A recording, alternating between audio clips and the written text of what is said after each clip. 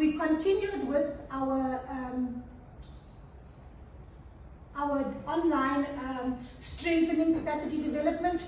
We did some capacity development around the learning management system and the back end, and that was related to M&E and reporting.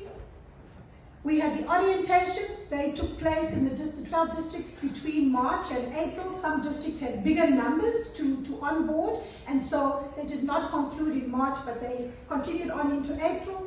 In April, we distributed some hard copy resources. The resources were always in digital form of the learning management system, but we distributed some hard copy resources, the guides, the facilitators guide, the PLC coordinators guide, and then very specifically a poster that was designed with key messages around learning through play. And this particular poster was both a yellow card and a red card.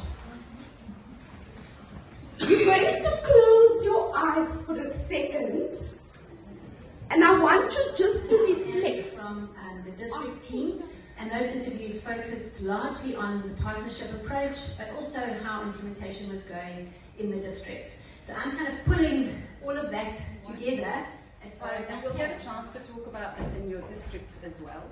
But the green one is all about the kind of support that VVOB would offer to the implementing teams in the district. The elbow is going to touch your left.